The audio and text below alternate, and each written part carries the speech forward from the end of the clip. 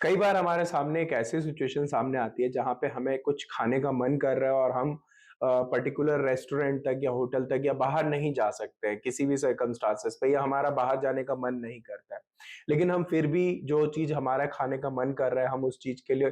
को हम परचेज़ कर सकते हैं और इसके लिए जो हमारे सामने जो ऑप्शन नज़र आता है वो ये नज़र आता है कि हम स्विगी या ज़ोमैटो जैसे एप्लीकेशंस का यूज़ करके वहाँ पे हम ऑर्डर प्लेस कर लेते हैं। जब हम वो ऑर्डर प्लेस करते हैं तो नॉर्मली वो जो ऑर्डर है वो स्विगी और ज़ोमैटो के जो डिलीवरी बॉयज़ होते हैं वो पर्टिकुलर रेस्टोरेंट से ऑर्डर को पिक करके और हमारे पास तक डिलीवर करने का काम करते हैं। तो इस पूरी जो सिचुएशन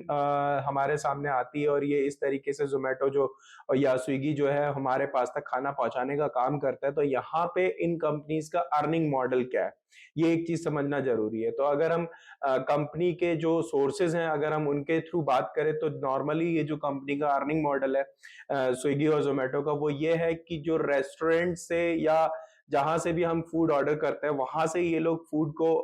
पिक करते हैं और हमारे पास तक डिलीवर करते हैं। इसमें ये जो कंपनी है ये नॉर्मल सा अपना कुछ मार्जिनल रेवेन्यू जनरेट करते हैं जिसको हम एक तरीके से डिलीवरी चार्जेस भी हम कह सकते हैं कि जो हमारे पास तक खाना पहुँचाया गया उसके चार्जेस लिए जाते हैं। बट ये कहानी नहीं है, कहानी इसकी बिल्कुल डिफरेंट है।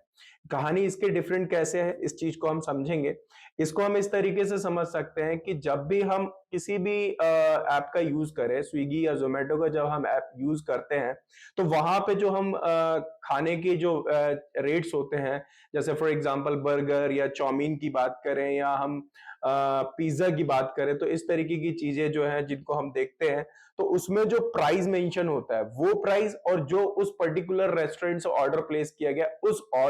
रेस्टोरेंट में अगर आप जाके विज़िट करेंगे, तो वहाँ पे जो उनका मेन्यू कार्ड होता है, उसमें जो प्राइस मेंशन होता है, इसमें काफ़ी हद तक आपको अच्छा खासा डिफरेंस देखने को मिलेगा। इसको हम एक एक एग्ज़ाम्पल से समझ सकते हैं कि अगर किसी भी रेस्टोरेंट की जो वेज थाली है, वो अगर 170-180 रुपए के आसपास है और वही थाली का आप स्विगी या ज़ोमैटो से ऑनलाइन ऑर्डर प्लेस करेंगे, तो वो आपको 280-290 के आसपास के रेट पे दिखेगी। तो ये आप समझ सकते हैं कि एक तरफ जहाँ पे कंपनी का कहना ये है कि कंपनी सिर्फ डिलीवरी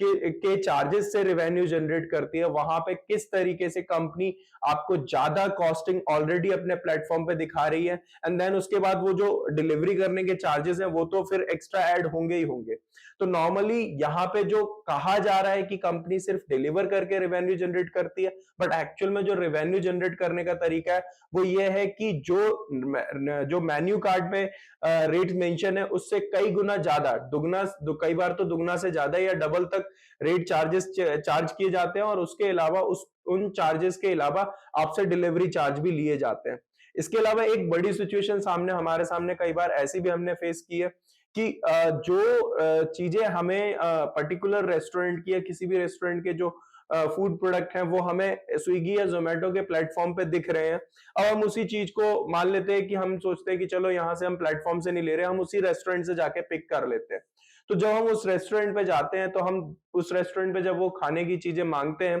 तो वहां पे जो सिचुएशन सामने आती है वो ये सामने आती है कि रेस्टोरेंट वाला मना कर देता है कि नहीं, ये चीज अवेलेबल नहीं है, अगर आपको ये चीज खरीदनी है तो आप स्विगी या जोमेटो के ऐप से ऑर्डर प्लेस करेंगे तो ही ये चीज आप तक डिलीवर की जाएगी। तो कहीं ना कहीं ये जो सिचुएशन सामने आ रही है, इसका जो कंक्लूजन पॉइंट निकल के सामने आ रहा है वो ये निकल के सामने आ रहा है कि